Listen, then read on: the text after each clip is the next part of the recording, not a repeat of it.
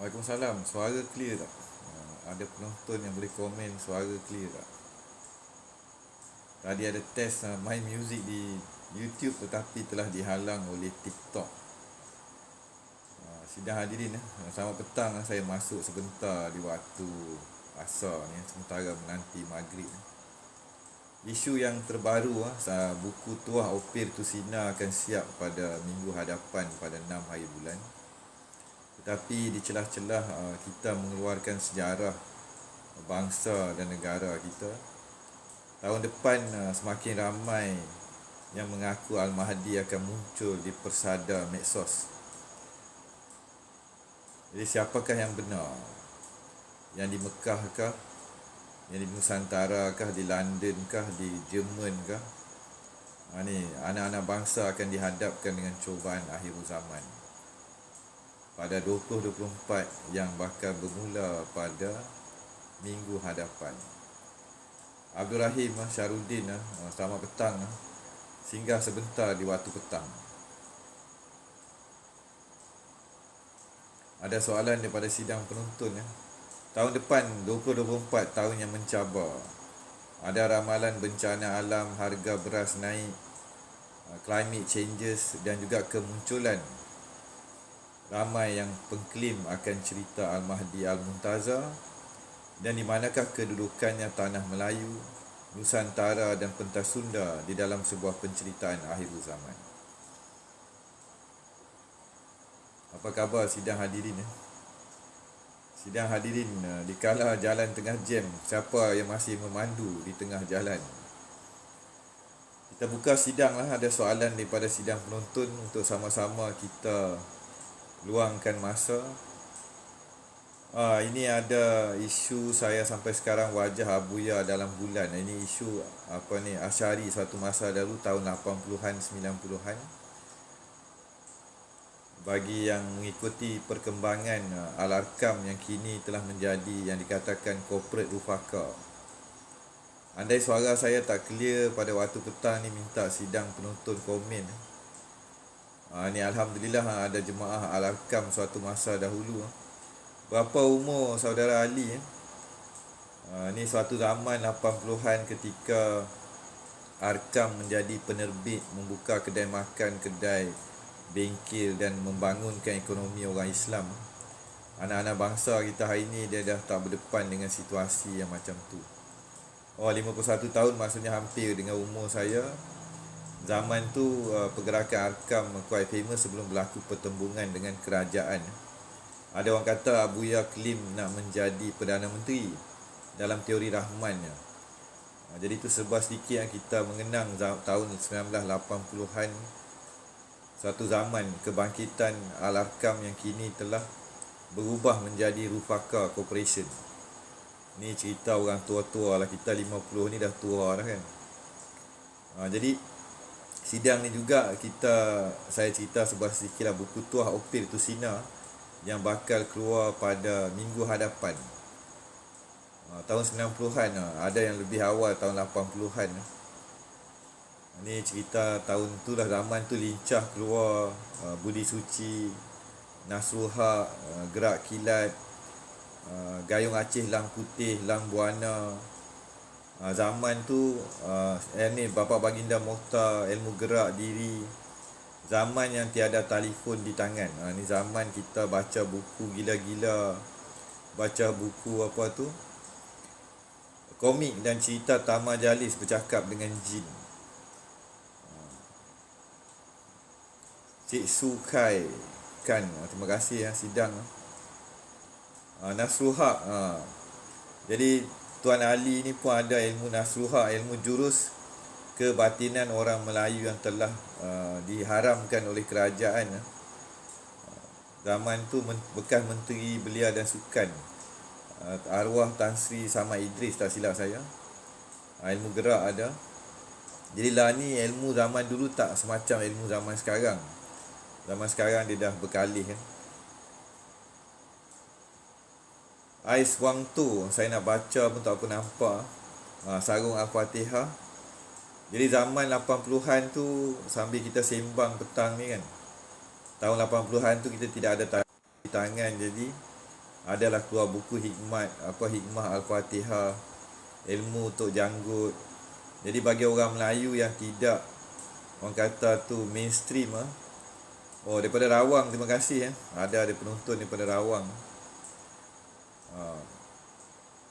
Apa khabar sidang penonton? Semoga selamat di jalanan bagi yang masih memandu sama ada Kuala Lumpur hujan ataupun tidak.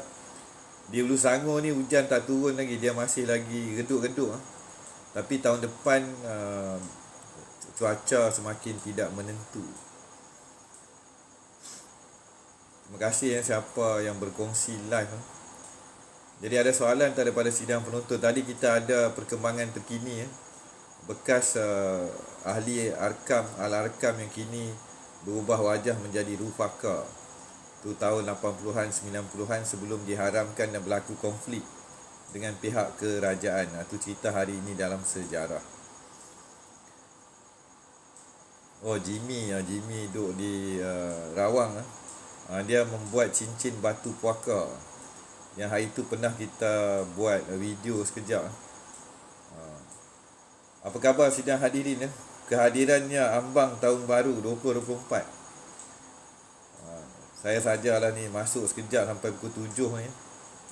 Bertanya khabar sidang hadirin penonton ni 24 jam kerja kerana Allah dan jemaah. Terima kasih Alhamdulillah halum.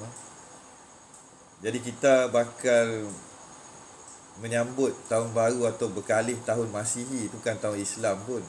Tapi perancangan Freemason ataupun pihak Illuminati dan yang dikatakan Dajjal ni, kerja mereka pedajai orang kan.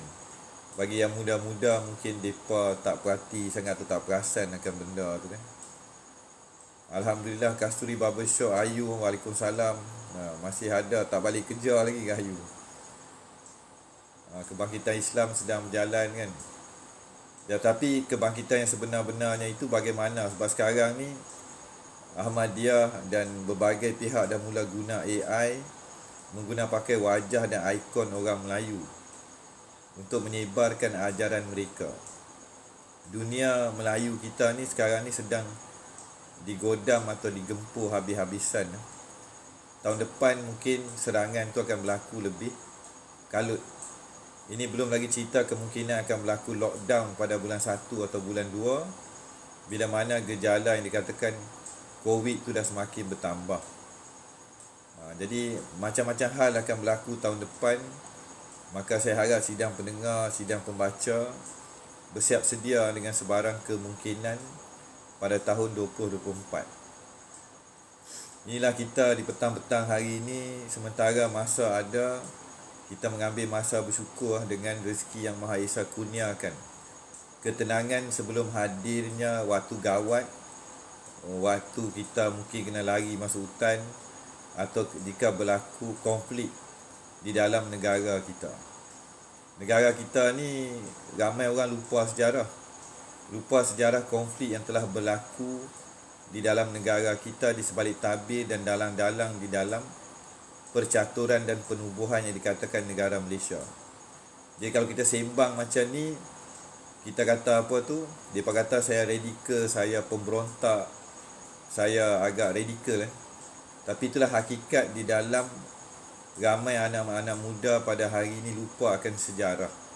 Suatu masa dahulu, aliran kebatinan dan juga seni bela Melayu telah ditutup, diharamkan dan tidak dapat diajar kepada anak-anak bangsa. Yang tinggal hari ini hanyalah picisan daripada dunia seni bela, dunia kebatinan, pawang dan juga perubatan Melayu yang original. Jadi itulah sidang pendengar di waktu petang ni. Kita sembang-sembang santai Siapa berminat buku tu bolehlah PM boleh personal message Sebab dekat TikTok ni saya tak boleh bagi nombor telefon saya. Kejap lagi dia akan block.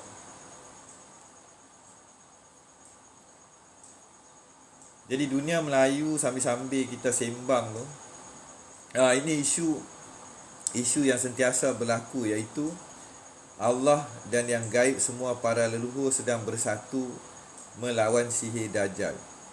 Di kalangan yang dikatakan pengamal mistik ataupun orang yang membawa kefahaman atau kepercayaan alam mistik, ketika ni sedang berlaku peperangan atau pertempuran di alam gaib atau di alam goib tu sedang berperang. Perang alam nyata belum berlaku, sedang berlaku peperangan di alam gaib. Ni bagi pengamal paranormal yang ada pengalaman benda ni nyata dan terang kepada mereka. Tetapi bagi orang-orang yang liberal, anak-anak muda yang tidak dikatakan di kategori dalam klasifikasi indigo, kristal atau rainbow child tadi, pandangan gaib atau kasyaf ini atau extra sensory ini tidak berlaku. Jadi kadang orang kata kita ni orang gila kan. Saya ni pun ada orang kata Tok Hozi ni orang gila kan. Sebab bila kita bercakap dengan alam sebelah, kita mengalami perjalanan spiritual alam Melayu, maka sentiasa kita akan dicap sebagai mental atau mental.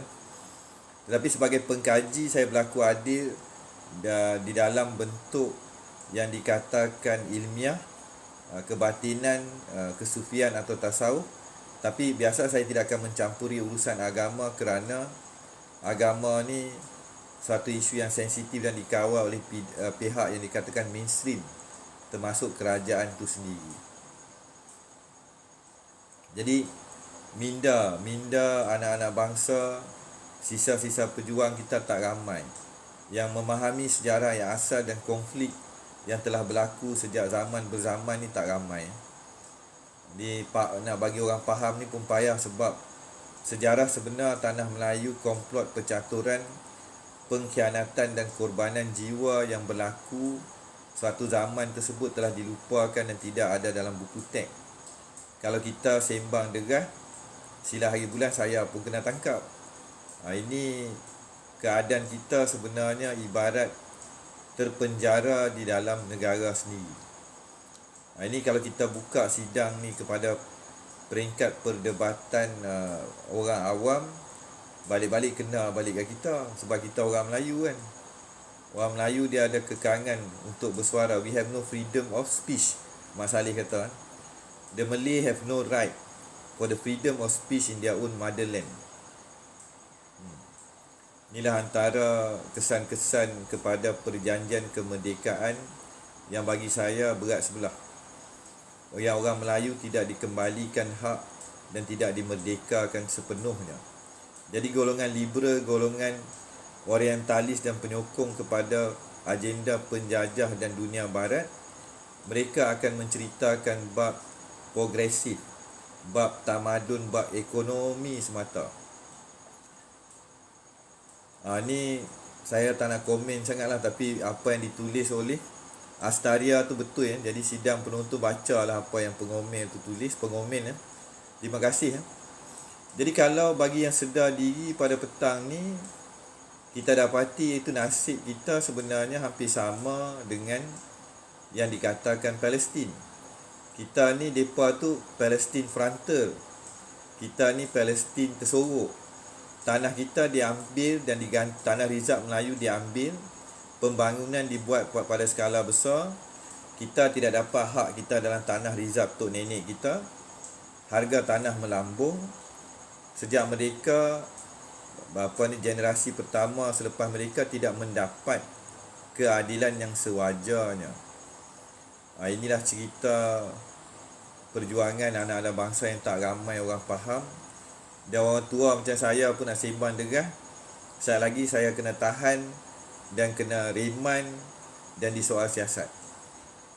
Kita warga pribumi tetap menerima diskriminasi yang terang nyata di tanah air Bonda Pertiwi. Kita hilang kepimpinan, kita tidak ada orang bela kita.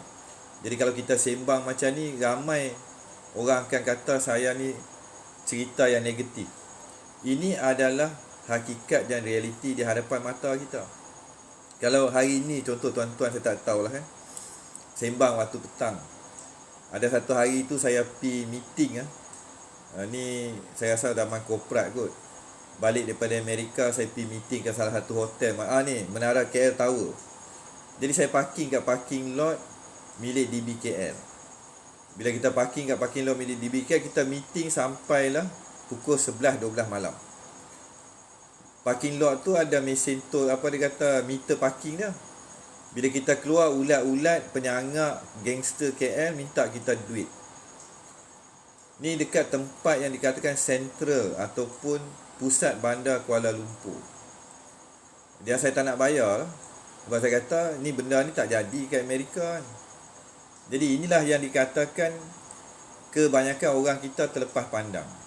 Dan isu alung, isu kredit, isu bunga yang tinggi dan nasib bangsa kita dan sistem ekonomi yang tidak membenarkan dan mengekang kebangkitan ekonomi dan dunia Melayu.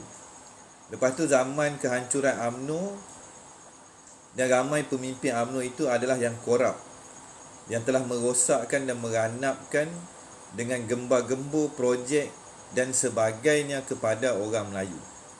Jadi kehancurannya UMNO tu dah barang yang nyata, tetapi sampai hari ini masih ada orang Melayu yang tak sedar diri. Jadi kalau saya sembang macam ni, saat lagi dikatakan dah jadi isu politik. Isu politik yang saya berparti dan berpuak-puak. Tetapi sebenarnya semua pihak kena tengok penyatuan dan kesatuan bangsa Melayu. Ini dalam sembang pada petang ni seolah-olah saya bercakap dengan orang gaib saya. Kita sembang pasal nasib tanah air bangsa Pertiwi, bangsa Melayu orang kita. Jadi kecelaruan minda, kewarasan dan indoctrination kepada bangsa Melayu, orang Melayu ini telah bermula. Jadi kita telah didoktrin di dalam sistem pendidikan acuan percaturan penjajah ketika kita kecil, zaman saya SK. Jadi ada orang tanya kenapa saya berfikiran agak berbeza. Kerana saya telah pergi keluar negara, hijrah dan balik semula ke sini, dan kita melihat jerangkak sama penjara dan juga rantai yang merantai bangsa kita sendiri. Jadi bila saya keluarkan buku Tuah Opeh Tusina menceritakan kembali perjuangan bangsa kita, ada yang mengecam, ada yang menghina, ada yang kutuk, saya tadah je lah kan. Jadi inilah dia, the mindset of the Malay, maksud dia mentality orang kita. Orang kita sebenarnya ada masalah konflik jiwa, emosi dan logik atau critical thinking. Dan di sebalik tabir tadi, media sosial kita dikuasai oleh mereka yang anti akan kebangkitan Melayu. Kita gagal daripada segi ekonomi, penguasaan kawalan dunia teknologi dan informasi. Jadi sekarang ni kita back to ground zero. Kita kena berbalik kepada kekuatan Melayu yang sebenar-benarnya, itu mengenali yang maha mencipta, yang maha pencipta tadi. Jadi kita pada petang ni, saya sembang dengan bangsa saya, kaum saya kan. Kita dah terpaksa kembali kepada gelanggang tauhid. Kita kena mengenali Tuhan itu tanpa tabir. Daripada situlah 10 orang Melayu ke, 100 orang Melayu ke, mereka ni jadi melebihi daripada makam Wali Sembilan. Saya rasa kita boleh selamatkan negara kita. Kalau kita masih berparti, berpolitik, berfikiran demonstrasi sana, demonstrasi sini, nak tukar 2/3 parlimen, masanya amat jauh. Kita tidak ada kuasa lobi, kita tidak ada kekuatan, kita tidak ada duit. Sebenarnya pada hari ini yang tinggal hanyalah orang Melayu kena bergantung sepenuhnya 100% kepada Yang Maha Esa. Di dalam konteks yang dikatakan, ni betul lah, tauhid boleh pecahkan sifat hasad di kalangan orang Melayu. Jadi kenapa kita sendiri mengatakan orang kita ni penuh dengan PhD itu, pingat hasad dengki lah kan, penghasut hasad dan dengki. Kenapa perkataan itu wujud dan menjadi satu stigma kepada bangsa kita, orang kita? Seolah-olah ada hasad dengki, cemburu sesama bangsa kita ni umpama virus COVID yang melekat, yang tidak boleh kita tanggalkan. Maka sebenarnya intipati kepada jiwa Melayu itu telah gagal dan tidak dapat difahami oleh anak bangsa. Bagaimana hendak kita membuang habis hasad dan dengki? Ni kalau petang ni kita dah melalut. Melalut maksud dia, kita pergi kepada beberapa simptom. Maksud dia, bangsa Melayu, orang Melayu sedang sakit. Kita agak tenat sakit bangsa dan orang kita ni. Kita ada masalah hati, masalah jiwa, masalah perasaan, masalah minda. Orang kita ada hasad dengki, khianat, iri hati. Tak berani bangkit, tak berani bersuara, malu. Simpan, duduk diam, tak berani bercakap. Ni dia kata inferiority complex. Maksud dia, kalau Mak Saleh kata, orang Melayu ni ada masalah, dia merasakan diri dia di bawah. Sedangkan kita lah kerajaan yang amat agung. Orang Melayu ni lah orang yang paling kuat. Dialah paling sakti. Dialah yang ada semangat. Kalau kita tukar balik hasad dengki dan sebagainya tadi, semangat tauhid orang Melayu lagi kat mana?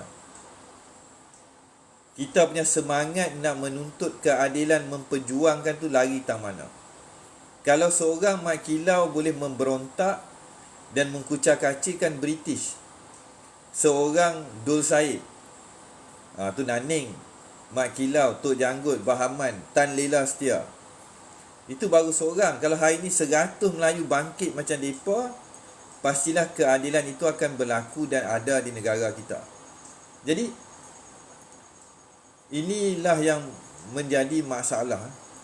Menjadi masalah kepada orang-orang kita, iaitu kita gagal menggapai sebuah cerita. Sebuah cerita yang kita sendiri tak faham. Di kalangan tu sambil kita sedang berbincang ni, kita dapati, ni tak baru saya blok seorang. Saya blok seorang yang menuduh Melayu dahulu adalah mubalik Buddha dan Hindu. Jadi kita gagal. Kita tengok, bila saya nak sembang saja pasal dunia saya, mereka kantoikan kita. Mereka nak sembang pasal diri mereka, kita tak kacau. Hampa nak cerita pasal bangsa hampa, hampa nak cerita berkenaan dengan budaya dan adat kamu, kita tak bantai. Petang ni saya sembang pasal bangsa saya, orang saya, yang mereka orang luar tak faham. Mereka kata kita Hindu, kita Buddha, mereka lupa. Mereka ingat kita tak kenal diri, kita tak kaji sejarah. Jadi kita ada, maksud dia, masalah musuh dalaman, musuh diri kita, dan orang-orang yang membenci kita. Yang ini kita katakan kita tidak lagi dihormati lah, senang. Kalau saya kata petang ni kan, bila kita sembang, berbicara pasal orang kita, bangsa kita, kaum kita, orang-orang asing akan tempelak kita. Mereka akan kata kita macam-macam. Teras dia, kita tidak dihormati, kita tidak digeruni, kita tidak digentari. Maksud dia pada hari ini, isu dignity atau maruah. Bila orang luar pandang kita rendah, kita pandang bangsa kita sendiri rendah, kita sentiasa toleransi, dan kita pun tak kenal sejarah bangsa kita. Kita malah membaca, minda kita jumut duduk dalam tempurung, dan kita malu kucing, malu Allah. Kita dah terlalu lama kita mendiamkan diri. Bila kita terlalu lama mendiamkan diri selama ratusan tahun, 60 tahun selepas mereka, berlaku jugalah konflik 2-3. Di samping tu kita diam saja. Apa-apa konflik pun yang jerit, kita kena jerit. Kita jerit lebih, kita kena tekan. Waimah kita nak katakan kesimpulannya, pada hari ini peribumi didiskriminasi di tanah air sendiri. Samalah macam yang berlaku di Palestin. Tetapi bagi orang yang kaya raya Melayu yang dikatakan white collar, dia akan kata, Tok Fauzi cerita kamu ni merapu, kamu tidak ditindas, orang Melayu tidak mendapat diskriminasi, orang Melayu tu telah mendapat keadilan, ada dasar ekonomi baru dan sebagainya. Ini mereka kita lagi terpecah.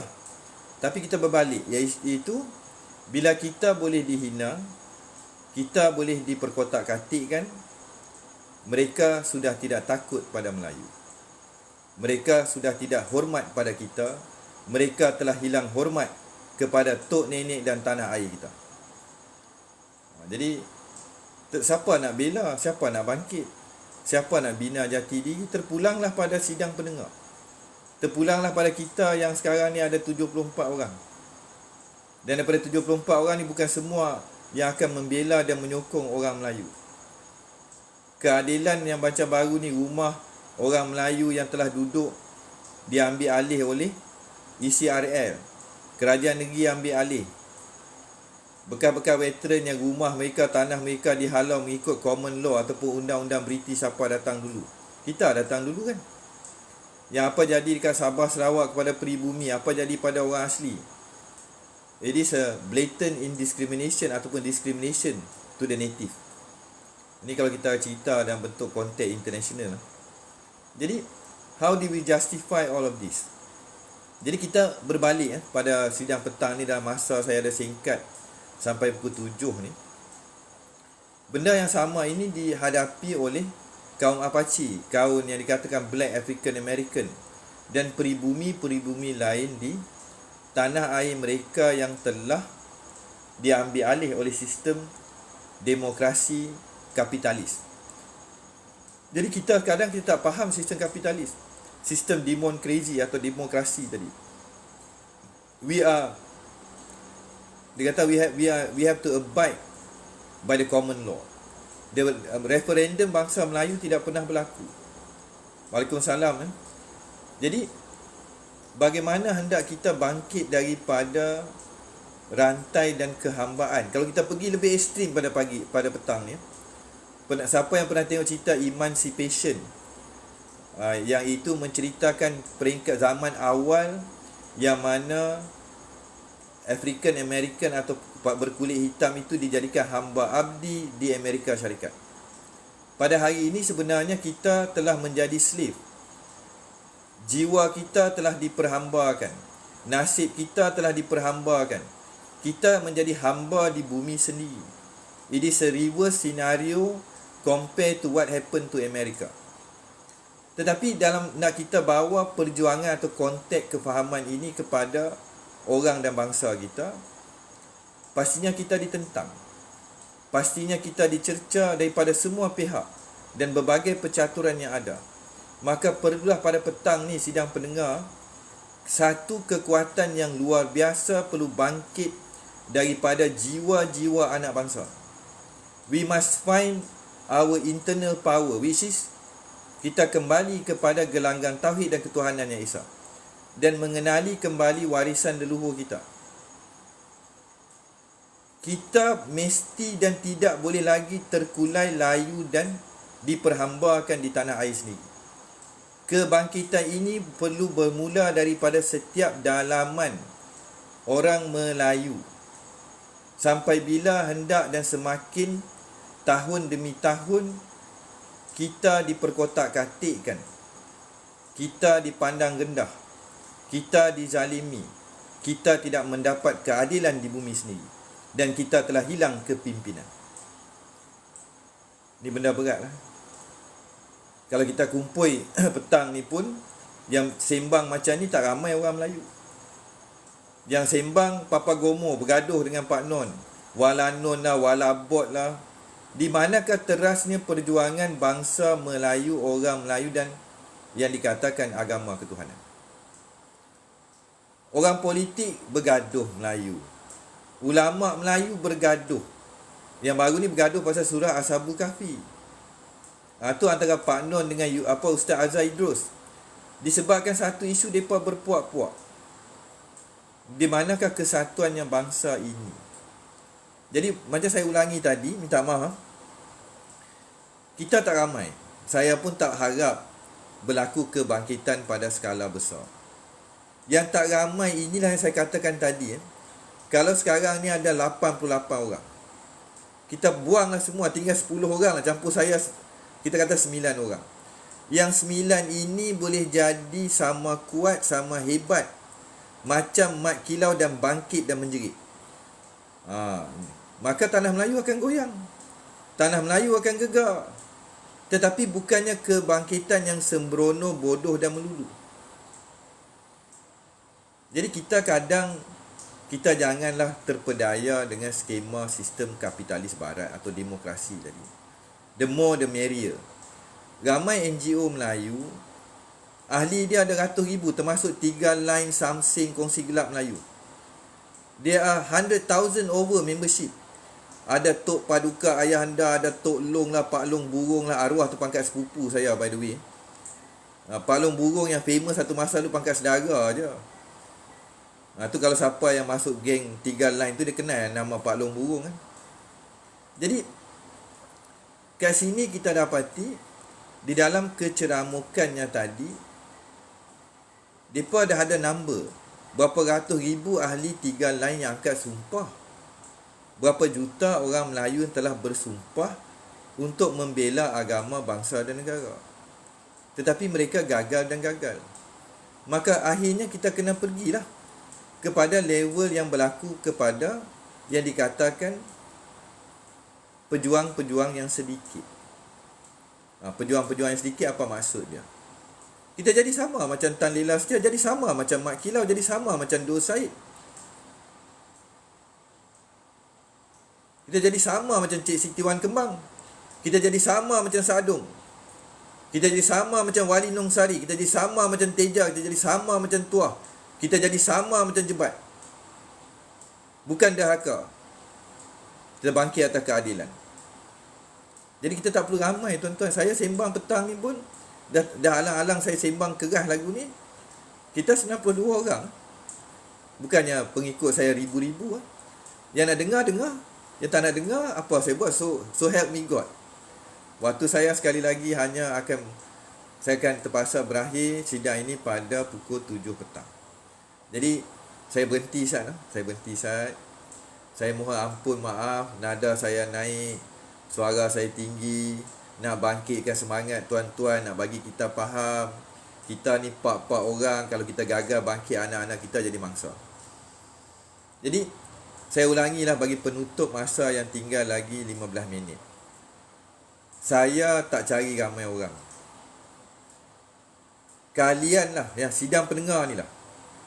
5 orang, 10 orang jadi sama semangat macam Jebat, Tuah, Mat Kilau, Tan Lela, Tok Bahaman, Tok Pramu atau Raja Haji, tanah Melayu gegar. Kita tak perlu nak cari pengikut ribu-ribu. Kejap lagi kita kena tikam belakang. Kejap lagi mereka pi pukul kita dalam solat. Apa yang jadi pada Raja Haji? Sebenarnya orang-orang yang dizalimi itu pastinya mendapat bantuan dan pembelaan daripada Yang Maha Esa. Teras kepada tauhid itu ada dalam jati diri kalian yang mendengar. Tak payah menipu dirilah tuan-tuan. Kita percaya hanya pada Allah yang satu. Kita takut hanya pada yang satu. Tak perlu 100 orang bangkit pun sebenarnya, hanya satu Melayu saja. Daripada 1 jadi 2, jadi 4, jadi 100.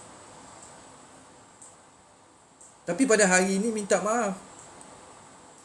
Yang nak tegur raja pun tak ada. Ni bila saya dah sebut raja ni, saya akan kena tangkap lah nanti. Nak menegur kepimpinan kita yang kaya raya gagal mentadbir dan membela nasib Melayu yang merajakan mereka. Itu pun tak ada ramai berani sebut. Kalau kita sebut, kita kena tangkap. Kita tidak berhak menegur kepimpinan kita yang mendapat gaji dan kewangan atas nama bangsa dan orang Melayu. Nampak? Ni saya dah sembang deras, minta maaf. Ni kalau ada polis, ada jebon, ada SB, saya kena tangkap malam ni.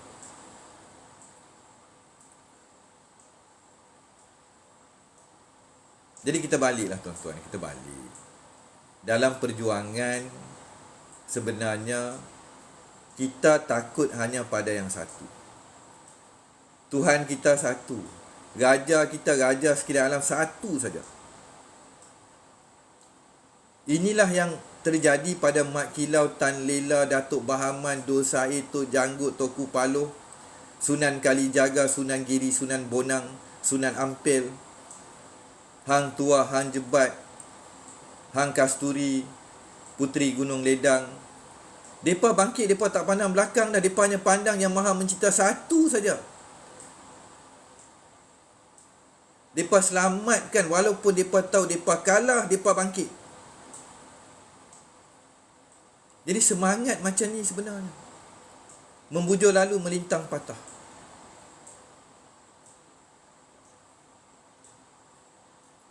Tapi kalau selagi ada jiwa, kita mengemis di bumi sendiri, kita jadi penjilat kepada mereka yang lanun, merompak dan menjahanamkan bangsa kita, kita tetap ditakut lama.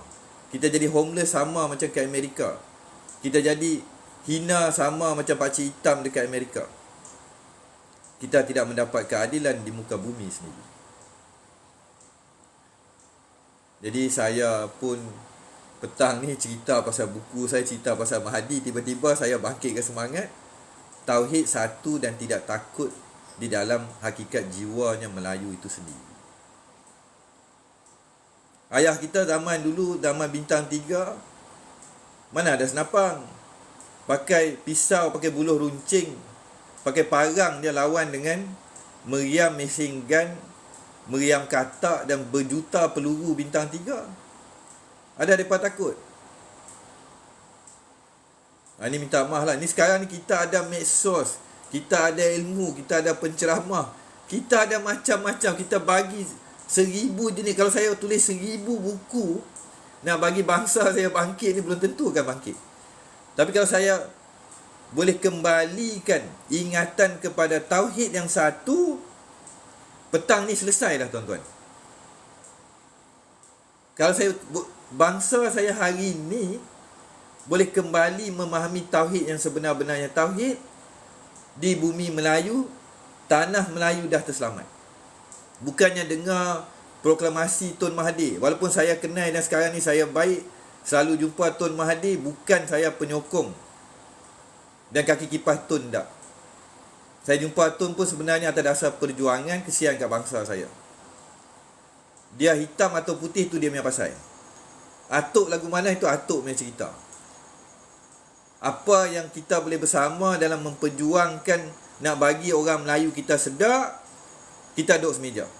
Tapi kalau ni tak boleh duduk dengan semua orang, asyik nak bergaduh saja, mana kesatuan tadi?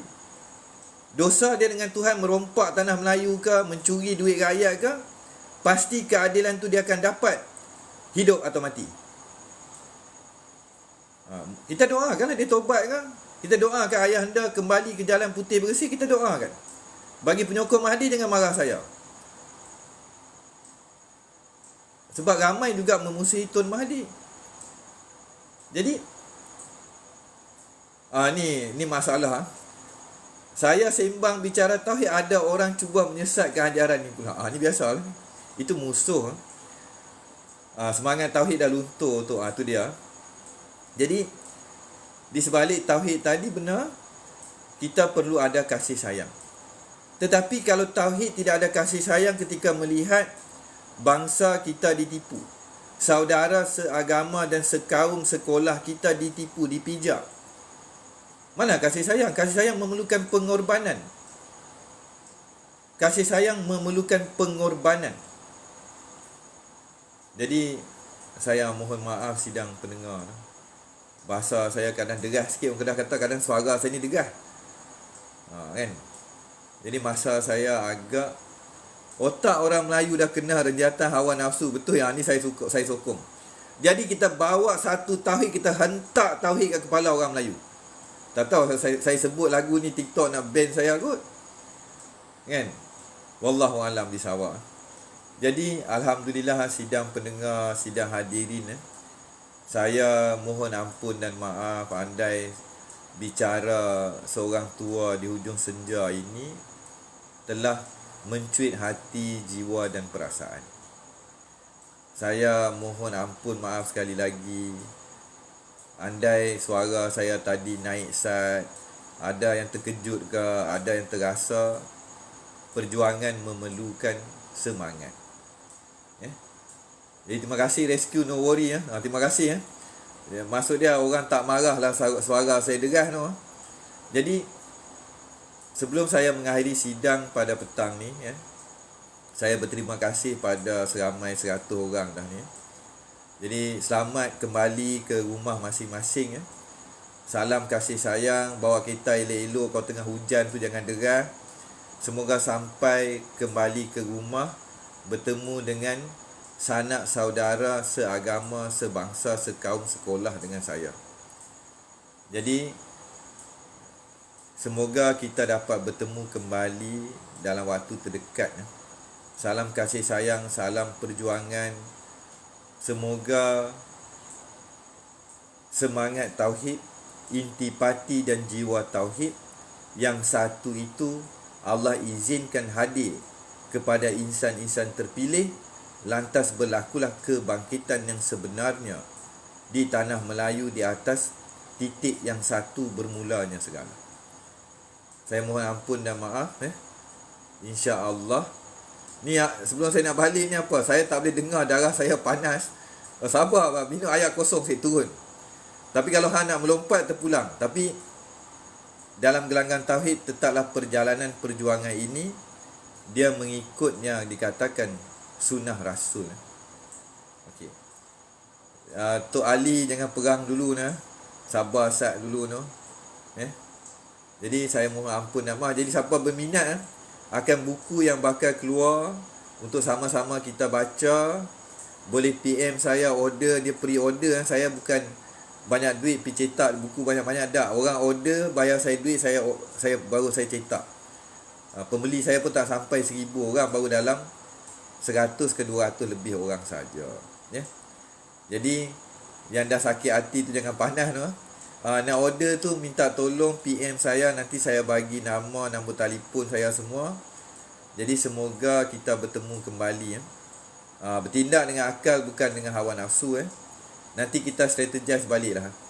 Bagi pejuang-pejuang yang dah terbangkitkan diri saya tadi, InsyaAllah kita berhubung. Jadi salam maghrib.